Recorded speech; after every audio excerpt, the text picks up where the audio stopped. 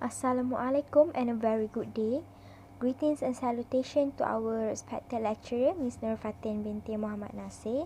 So today we are going to present our land use development proposal. My name is Nur Amira SUHANA binti SAHIMI, together with my groupmate Muhammad FAKHRUDDin bin JOHARI, Muhammad ALIFF bin AMINURDIN, Iqwan Hanif bin MAAMAT SALEH, Muhammad AIZAT bin KAMARUDIN and Nur Iqwan NAZIHAH binti SUHAIMI. So we are from class AAP 1154F. Alright, for development concept, the proposed development for our site is a modern and neat neighborhood consist of low-cost residential. Other facility and open space area are also reconsidered in this new development. For our development, we focusing more on neat design to the comfort to all residents rather than to having more houses in one area and extravagant house design. Even the number of the house is quite small, we still do prioritize to the neighborhood relationship where we did put mini field and mini playground that can be accessed by the neighborhood. They can enjoy the same accessibility, facility, and enjoy the accommodation. It will contribute to a better relationship between the neighbor because there will always be a medium to socialize. In return, we can ensure the safety in the community. Justification. For our proposed development, we cover 69.85% for Prince area and 30.15% for open space. The Prince area, which is 69.85%, consists of low-cost development. For 30.15%, we cover with public facilities, infrastructure, accessibility, and education. Alright, for the first one, size. The actual size of land is 8.59 acres. For the Prince area, which is 69.85%, refers to 261,926.228 square feet. We developed it with 96 units of low-cost house, with type of property is single-story terrace house. The size for the house is 2,732.5 square feet per house, and there will be 16 units per acre estate on the Perak Tengah planning standard. For the open house, we covered 30.15% for the open space area, which the aims are to provide a good and enough facilities, infrastructure, and accessibilities, while preserve and maintain the natural environment like the green area, mini playground, road, mini field, and electric substation. The third one is service and amenities. We provide many activities for the service and amenities such as mini playground, mini field, and also pedestrian road for the community in the neighborhood to have a nice brisk walk. This is for facilitate the community in the neighborhood have a good leisure time. Other than that, the good quality of service and amenities provided will attract the buyer to buy a property in the neighborhood. Next, we have boundary. To avoid any congestion or accident occur, the route of the road will be well planned. The environment of our residential is friendly, and the aims of our development are to avoid the congestion and accident happen in our residential, and for the safety of the residents, as it is also to give a comfort living for the resident without any worry. Also, we have the street system. According to the Perak Tengah planning standard, the local authority has already specified the width of the road based on its purpose and function. Alright. For the last one, we have the social interaction, which the aims for the development concepts are to create and ensure a good bonding between the residents. They can do the social activities such as landscaping, sports, and gardening. It is to ensure that all the residents have a good relationship and know each other. The description of subject property. Okay, the selected property is vacant land and our subject property is located at number lot 23056 Mukim Bota, Central Perak District, Perak Darul Rizwan. The land area is about 8.5968 acres and the property is for agriculture purpose. And the subject property is located near the commercial area and it shows that this land has a potential to develop with other uses of land such as residential area. The subject property is near to the UiTM Sri Iskandar approximately 8 minutes only. Also, there are the school nearest to our subject property such as SMKA Sultan Azlan Shah where only need 5 minutes to that school. Is the description of land. First is physical environment. The physical environment can be defined as a part of the human being environment that include entirely physical components such as soils, water supply, and climate. The physical environment also refers to the lighting, indoor air quality, level of upkeep, and its location within the community. Subject land of the development is covered with white trees and oil palm tree. Around the subject land have a residential area and commercial areas such as hotel, Muslim, medium cost house, and supermarket. Second is topography. The topography can be defined as a description and the study of the physical characteristic of an area such as its valley, hills or river and the representation of this characteristic on maps. When we went to the subject land for inspection purpose, as we can see, the subject land is almost flat with a little terrain. Third is landscape. Landscape can be described as an observable feature of an area of the land landform and how they integrate with natural or man-made feature. During our inspection, we can see that the land area is almost flat with a little terrain and there are palm oil tree that had grown tall and also can be seen from the subject property. We will have a worker to clean up the site to clear the cross-section site from any water plants using appropriate machinery and tools. Next is geology. Geology can be defined as a science that deals with the physical and dynamic history of the earth. Rock, physical, chemical and biological changes of the earth undergoes. From the inspection we can see that the land is suitable for development. The result of the inspection, we are assuming that the land is suitable for human habitation without worrying about the biological changes of the land in future. Lastly is the contours. The contours can be defined as the outline of the natural feature of the which also the bounding or representation of the shape or of something. As we get from the contour on the map, we can analyze that the land chosen was flat and on the ground. It is because there are no contour line, so the land is almost flat. So now I will continue with the next point of the description of land, which is drainage. So drainage is a natural or artificial removal of surface water and subsurface water from an area with excess water. The internal drainage of most agricultural soils is good enough to prevent severe waterlogging, but many soils need artificial drainage to improve their production or manage their water supply.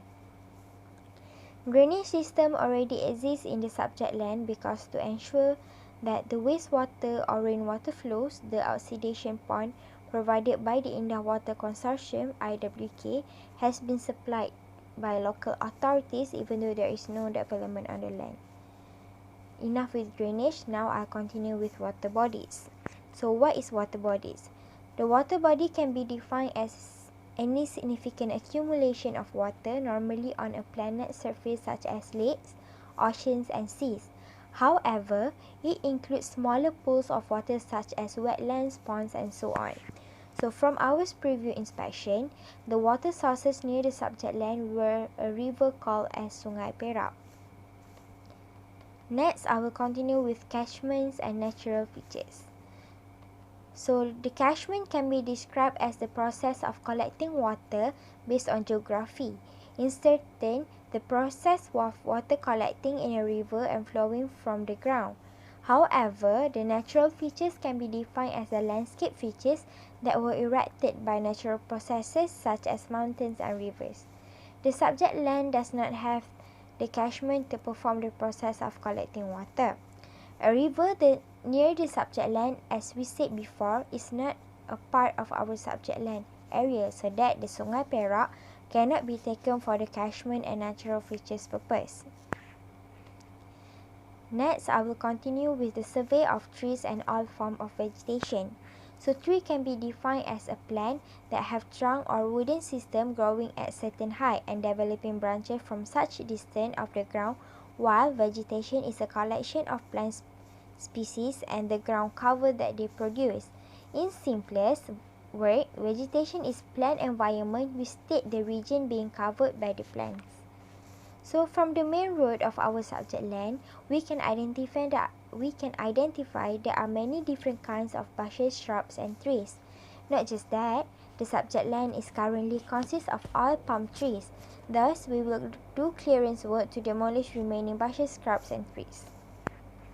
And last but not least, particulars of the building. So according in the maps and inspection of the property, there is no existing building on the subject land, but is surrounded by the all palm tree and there are many trees, shrubs and bushes that need to be demolished. Hence, we must get rid of the plants for clearance to ensure it does not disturb our new development of the land at the area. We also need to ask permission of each owner to make new development of the land and value compensation for their rights. That's all from me. Thank you. My name is IRFA NAZIHAH BINTI SUHAIMI and I will present land use analysis. So to make a new development, it's really important to know or to analyze some of the elements before develop a new residential development. And all the development must be based on the planning standard. So the first element that need to be considered is land category. Any development that we need to develop must be follow the category of land use. It means if the land was agricultural land, we cannot build any development on that land. It need a conversion to the residential category of land. So for our case study, our land basically is agricultural land and it was stated in our land title. So we go to the district office and get the form of land conversion to be converted to the residential category. After the land conversion has been made, all the development for built annual building will be approved. Next, land use zoning. Zoning is really important for a new development. With zoning, we can separate between each development into different places and into each zone, which is commercial zone, infrastructure and utility zone, residential zone, and etc. For example, industrial cannot be built near to residential because it can give a bad impact or harm to the residents that stay at the place. In order to build a calm residential development, we need to have zoning. And for our case study, we built electric substation TMB and also sewage system. Next, plot ratio and plinth area. All the plinth area that need to be submitted must be based on the planning standard. Basically, the plinth area has been set 60% for built up area and 40% for open space. Other than that, we also can put 70% for built up area and 30% for open space. So for our case study, we decided to choose 70% and 30% for plinth area. This plinth area is really important in order to determine how much total area used for develop a residential. The last one is public facilities and utilities. So in every development must build with a facilities and utilities that will be used for public purpose, same as our development. We decide to put 30% from total land and made it as public facilities. For example, mini playground, mini field, landscape, road, and pedestrian road. This facility is really important to be made because our development has an enough population. Next, I will explain the effects on the adjoining land. So, in the good effects, first one is population. The population of the adjoining land will be increased because the residential has been built. The population might be increased because the surrounding area of our case study has some commercial areas such as the mall and also a residential place. So it will get the attraction for people to buy it. Next, bring an easier way for living. Our development is complete with any facility and utilities, as example, mini playground, mini field landscape and also pedestrian road. Other than that, This new development also near to commercial area, which is Iqwan Safe Sri Iskandar, Tesco, school, petrol pump, shop lot, and etc. So it will become an attraction for the buyer to buy the property. Last one is economy. After do a development, it might affect on the economy at that place. We decide to build the house, which is single-story terrace house. The public will buy the house to be stayed, and the economy will be growth with the residential area that has been built. In the aspect of bad effects, the first one is deforestation. We might need to deforestation some of the green plant to develop a new development. It will give more harm to the area because the source of oxygen starts to decrease. Human might get disease, especially skin cancer, because of UV rays. So for our case study, we have been forced to deforestation the oil palm plantation to build this residential. So the adjoining land may be also receive a bad impact. Next, insufficient in transportation system. Insufficient in transportation system might be happen because of the new development that has been developed. The movement at the place and to move from one place to another place might become insufficient. This is because of growth in population. And the last one is social problem. Social problem may occur due to increase in population. The increase in the population may provide an advantage but also will affect the adjacent land. Sometimes because the growing population of people starts losing jobs or unemployment, so this will contribute to social problems such as robbery that may be occur. Planning standards are not only focused on one objective only. There are various objectives to be achieved in the use of planning standards. First and foremost, planning standards are used for the residents of the area will get maximum certification as the result of the development. If it does not meet the need of the community, it means they have failed to develop a development based on the planning standard.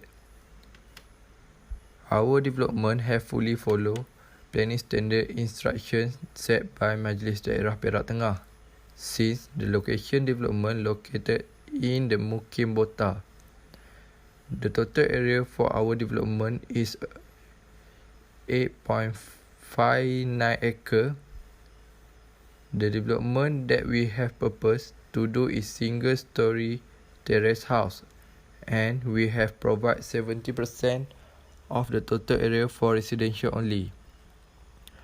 For planning principle of our development, we have emphasized 5 main issues, which is to build an affordable housing area with the latest design and highest level of comfort.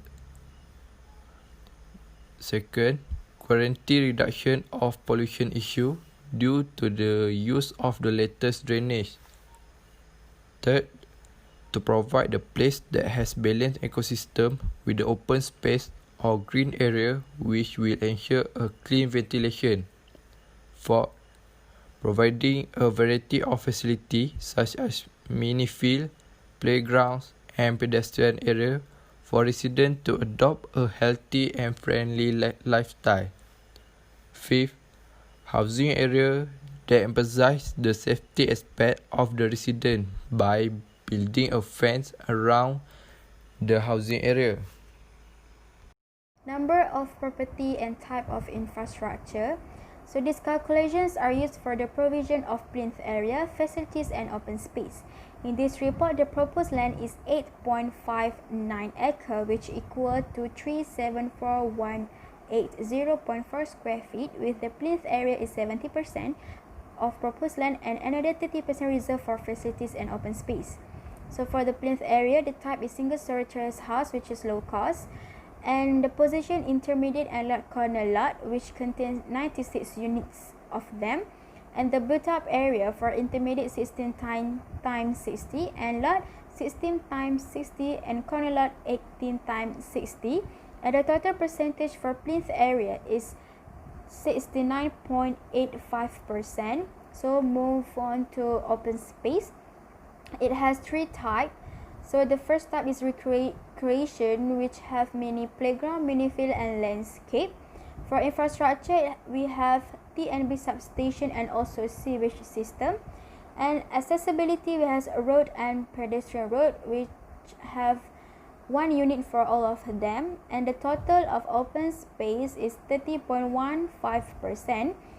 So the total of open space and also plinth area equal to 100%. So in this proposed development, we fully utilize 100% of our proposed land for plinth and open space area. Assalamualaikum warahmatullahi wabarakatuh.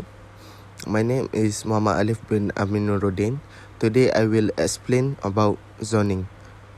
The requirement of zoning is one of the tools in development control where it helps protect the land from the misuse of development. The purpose of having zoning requirement is to handle and ensure that the land is developed in line with the standard and meet the social, economic and physical need by maximizing the highest and best use. The key advantage of zoning is to separate zones that include industrial, residential, commercial and agriculture to provide a systematic arrangement for each zone, and lastly to prevent potential problems such as health problem, congestion and pollution. Based on our case, our land is held under the agriculture category. Therefore, we cannot develop residential building until the land category is converted into residential. Alright, for road reserve, the road reserve according to the planning standard is a variation of interest within the housing area must follow the hierarchy where the arterial road is 100 degrees, distributor road is 66 degrees and local road must be 40 or 50 degrees. Next, for the road design, intersection, signage, road signage should comply with JCAT standards. Other the slip road in planning standard have stated that all the residential development facing 132 degrees, 100 degrees and 66 degrees road reserve need to have a 40 lanes road reserve. Meanwhile, for the all of the shop house development in residential which facing the road reserve, 132, 100 and 66 degrees need to have a slip road for 50 degrees. For the back lane, side lane and front lane are the type of access roads of housing development. For the back lane, they include the terrace backyard lane which is meter or 20 feet, the side lane which is 20 degrees 66 meters and the front lane is 50 degrees except for flats or apartment housing area based on the paved road is 20 degrees or until 24 degrees. The walkway for housing development is 3 meters from sideway of the houses. For the scheme housing which exceeding 5 hectares of land must provide walkways and bicycle paths with the width is 3 meters. The walkway is important to provide in housing development to ensure easy the resident to access as means to safely walk to their destination. So moving on to the next slide, I will present the final model layout. So basically, when you look at this layout, you can understand clearly the arrangement of the plinth area and the open space provided on the land. So the development of creating this layout has been changing from time to time. As we can see, the design have changed from the first layout to the final layout. But all the basic necessities in the plant area, the open space are formed in the final model layout. Last but not least, we go to the conclusion. As a conclusion, we can conclude that we have gained new knowledge about proposing a development based on the guideline provided by the local authority. Planning standards are important in order to maximize the use of land to avoid any waste. There are things to be considered to create a fair and efficient use of land that will help to shape and protect the quality of the development. A well-planned development will create the highest quality of development and will bring harmony for the community.